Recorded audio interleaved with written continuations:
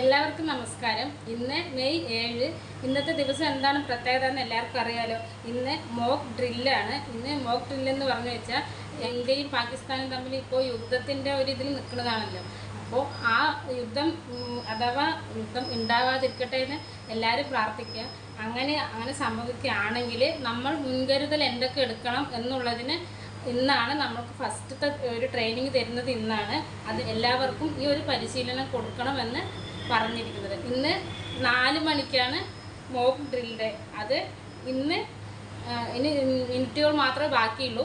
അപ്പോൾ എന്താണ് ഇന്ന് വീഡിയോ ആയിട്ട് ചെയ്യാൻ എന്ന് വിചാരിച്ചതെന്ന് വെച്ചാൽ, ഇപ്പോൾ പ്രായമായ അമ്മമാർ, ഒരുപാട് വീടുകളിൽ പ്രായമായ അമ്മമാരും അച്ഛന്മാരൊക്കെ ഉണ്ട്.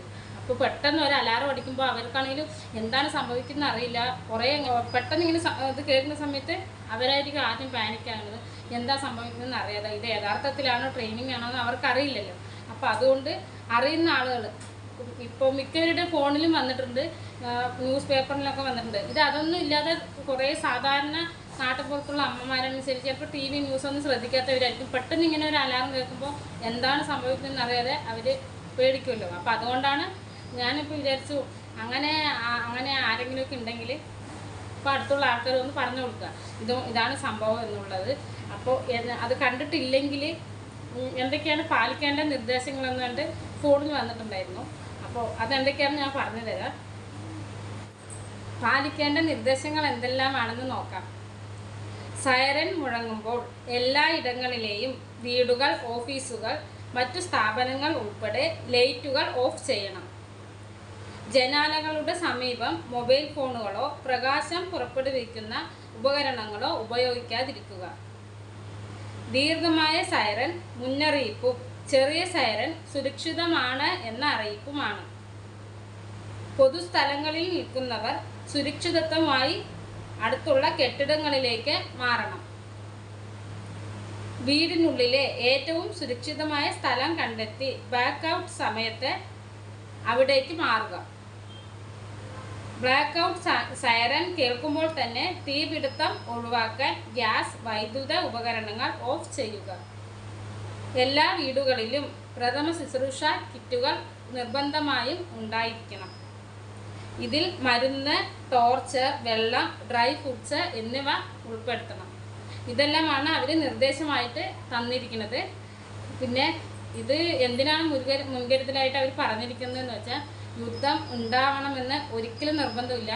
ആർക്കും ആഗ്രഹമില്ലാത്ത ഒരു കാര്യമാണ് ഈ യുദ്ധം ഉണ്ടാകുന്നത്. അഥവാ നമ്മൾ പ്രതീക്ഷിക്കാത്ത സമയത്ത് ഒക്കെ ആണെങ്കിൽ നമ്മൾക്ക് എന്തൊക്കെ മുൻകരുതൽ എടുക്കാം എന്നുള്ളതാണ് ഈ ട്രെയിനിങ്ങിലൂടെ നമ്മൾക്കിപ്പോൾ പഠിപ്പിച്ചു തരുന്നത്.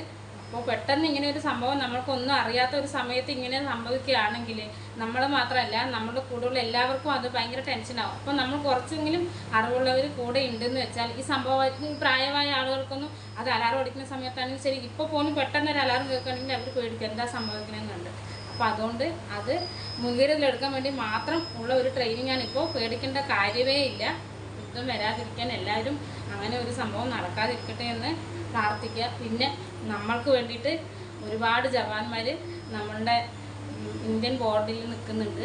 എങ്കിലും അവരെക്കുറിച്ച് ആലോചിച്ചിട്ട് അവരുടെ ഭാര്യയാണെങ്കിലും അമ്മയാണെങ്കിലും കൂടപ്പിറപ്പുകളാണെങ്കിലും അവർ ഒരുപാട് സങ്കടപ്പെട്ടിരിക്കുന്ന സമയമായിരിക്കും. അപ്പോൾ എന്താണ് സംഭവിക്കുക, എപ്പോഴും ആണെങ്കിലും ഉറക്കമില്ലാത്ത ദിവസങ്ങളായിരിക്കും അവർക്ക്. അപ്പോൾ അവർക്ക് വേണ്ടിയും നമ്മൾ പ്രാർത്ഥിക്കുമ്പോൾ നമ്മളുടെ ജവാന്മാർക്ക് വേണ്ടിയും അവരുടെ ഫാമിലിക്ക് വേണ്ടിയിട്ടും നമ്മൾ പ്രാർത്ഥനയിലാണ് ഉൾപ്പെടുത്തുക. കാരണം നമ്മൾ ഇവിടെ സുരക്ഷിതമായിട്ടിരിക്കുന്നത് അവരവിടെ നിൽക്കുന്നതിനോട് മാത്രമാണ്. അപ്പോൾ ഒരു യുദ്ധം ഇല്ലാതിരിക്കട്ടെ എന്ന് പ്രാർത്ഥിക്കുക. ആരുടെയും ജീവൻ പോവാതിരിക്കട്ടെ എന്ന് പ്രാർത്ഥിക്കുക. കാരണം ഓരോ ജീവനും വിലപ്പെട്ടതാണ്. അപ്പോൾ ഒരു 4 മിനിറ്റുകൾ മാത്രമേ ഉള്ളൂ സമയം. ഇങ്ങനെ ഒരു അലാറം കേട്ട് കഴിഞ്ഞ് വെച്ചാൽ ഇപ്പോൾ ഇന്ന് തന്നെ എല്ലാ ജില്ലയിലും ഉണ്ടാവുമോ എന്നറിയില്ല. 14 ജില്ലയിലും ഇന്ന് ഉണ്ടാവുമെന്നാണ് ന്യൂസിനകത്തൊക്കെ ഉണ്ടായിരുന്നത്. അങ്ങനെ കേൾക്കുകയാണെങ്കിൽ പെട്ടെന്ന് പാനിക്കാകാതെ അവരെന്തൊക്കെയാണോ പറഞ്ഞിരിക്കുന്നത് ആ നിർദ്ദേശങ്ങൾ പാലിക്കുക.